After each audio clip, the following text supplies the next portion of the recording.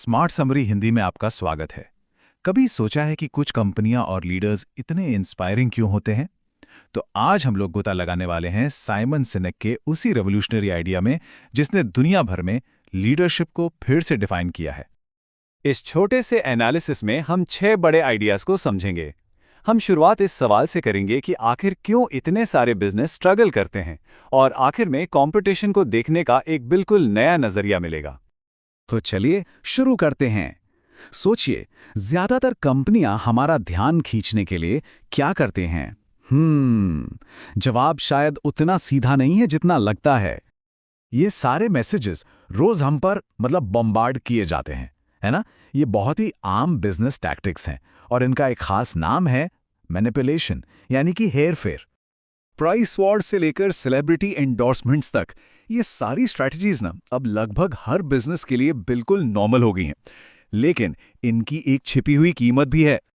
Manipulation से repeat business तो मिल सकता है, कोई बार बार सामान तो खरीद लेगा, लेकिन इससे सच्ची लॉयल्टी नहीं बनती।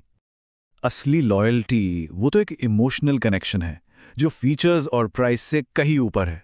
मिसाल के तौर पे सोचिए, जब साउथवेस्ट एयरलाइंस के कस्टमर्स ने अपने रिफंड चेक तक कैश नहीं कराए सिर्फ इसलिए ताकि मुश्किल वक्त में एयरलाइन की मदद हो सके।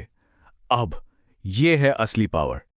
तो सवाल ये उठता है कि अगर मैनिपुलेशन एक शॉर्ट टर्म गेम है तो फिर इसका ऑल्टरनेटिव क्या है? खैर, पता चलता है कि लोगों को इंस्पायर करने और एक लॉन्ग लास्टिंग ट्रस्ट बनाने का एक और कहीं ज्यादा पावरफुल और टिकाऊ तरीका मौजूद है। और वो तरीका है एक बहुत ही सिंपल लेकिन उतना ही गहरा फ्रेमवर्क। एक ऐसा फ्रेमवर्क जो ट्रेडिशनल मार्केटिंग को पूरी तरह से पलट कर रख देता है। ये है द गोल्डन सर्कल, एक ऐसा पैटर्न जो नेचुरली होता है और यही बताता है कि आखिर क्यों कुछ लीडर्स और ऑर्गेनाइजेशंस इतने इंस्पायरिंग होते हैं। देखिए, ज्यादातर कंपनियां बाहर से अंदर की तरफ बात करती हैं।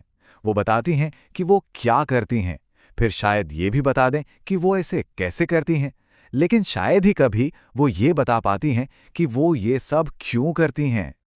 लेकिन जो इंस्पायरिंग लीडर्स और ब्रांड्स होते हैं ना, सोचिए एप्पल के बारे में। वो अंदर से बाहर की तरफ सोचते हैं, काम करते हैं और बात करते हैं। वो हमेशा अपने वाई से शुरू करते हैं। लोग वो नहीं खरीदते जो कोई कंपनी करती है, वो ये खरीदते हैं कि वो कंपनी ऐसा क्यों करती है। सारा खेल पर्पस का है। और सुनिए, गोल्डन सर्कल की पावर सिर्फ कोई चालाक मार्केटिंग थ्योरी नहीं है। नहीं, इसकी जड़ें तो हमारी अपनी बायोलॉजी में, हमारे दिमाग में बहुत गहरी हैं। मजेदार बात तो यह है कि गोल्डन सर्कल हमारे ब्रेन के स्ट्रक्चर से एकदम परफेक्टली मैच करता है। जो बाहरी वॉट है वो हमारे रैशनल ब्रेन नियोकॉर्टेक्स से बात करता है, और जो अंदर का हाउ और वाई है वो सीधा हमारे इमोशनल गट फीलिंग वाले ब्रेन यानी लिम्बिक सिस्टम से कनेक्ट होता है। असल में हमारा यही इमोशनल ब्रेन हमारे बिहेवियर और हमारे सारे गट डिसीजंस को कंट्रोल करता है, लेकिन इसके पास लैंग्वेज नहीं होती। यही वजह है कि ये बताना इतना मुश्किल हो जाता है कि हम किसी पर भरोसा क्यों करते हैं या एक ब्रांड को दूसरे से ज्यादा क्यों पसंद करते हैं। बस एक फीलिंग आती है कि हाँ, ये सही है। जब कोई कंपनी या लीडर अंदर से बाहर की तरफ बात करता है तो वो सीधे दिमाग के उस हिस्से से जुड़ता है जो डिसीजन लेता है, यानी दिमाग जीतने से पहले दिल जीता जाता है और एक गहरा इमोशनल कनेक्शन बनता है। तो ठीक है, मान लीजिए किसी को अपना वाई पता चल गया। अब क्या? दूसरों को इस पर यकीन कैसे दिलाया जाए? इसके लिए एक अलग ही तरह की स्ट्रैटेजी लगती है। मैस मार्केट तक पहुंचने के लिए सीधे बीच में टारगेट नहीं किया जा सकता। नहीं, पहले इस कर्व के लेफ्ट साइड पर जो इनोवेटर्स और अर्ली अडॉप्टर्स हैं उनका दिल जीतना पड़ता है। सैमुअल पियरपॉन्ट लैंगली को देखिए। उनके पास पैसा था, एक्सपर्ट्स थे, सब कुछ था, लेकिन वो वॉट के लिए काम कर रहे थे, यानी फेम के लिए। और दूसरी तरफ थे राइट ब्रदर्स। उनके पास एक पावरफुल वाई था, एक सपना, और उसी सपने ने एक पूरी टीम को खून, पसीना और आंसू बहाकर काम करने के लिए इंस्पायर किया। एक लीडर का काम बस यही है, अपने वाई को लेके एकदम क्रिस्टल क्लियर रहना। वो एक मेगाफोन की तरह होते हैं जो ये पक्का करते हैं कि पूरी ऑर्गेनाइजेशन उस मैसेज को अपने हर काम और हर बात से लगातार फैलाए। ये सुनने में थोड़ा अजीब लगेगा, लेकिन एक क्लियर वाई वाली ऑर्गेनाइजेशन के लिए सबसे बड़ा चैलेंज फेलियर नहीं होता, बल्कि सक्सेस होती है। होता क्या है कि जैसे जैसे कोई कंपनी बड़ी होती है, पैशन की जगह अक्सर स्ट्रक्चर ले लेता है। वो जो शुरुआती कारण था, वो जो ओरिजिनल कॉज, वो कहीं खो जाता है और वाई धुंधला पड़ जाता है। वॉलमार्ट इसके एक क्लासिक एग्जाम्पल है। सैम वॉल्टन के ज़माने में उनका वाई था आम लोगों की सेवा करना, लेकिन उनके जाने के बाद फोकस शिफ्ट होकर हाउ पर आ गया, यानी कम कीमतें। एक इंस्पायरिंग कॉज से एक मैनिपुलेटिव टैक्टिक तक का सफ़र। अचीवमेंट एक टैंजिबल चीज़ है, एक गोल जिसे पाया जा सकता है, पर सक्सेस वो तो एक फीलिंग है। और जब कोई अपना वाई खो देता है तो वो बहुत कुछ अचीव तो कर सकता है, लेकिन सक्सेसफुल फील नहीं कर पाता।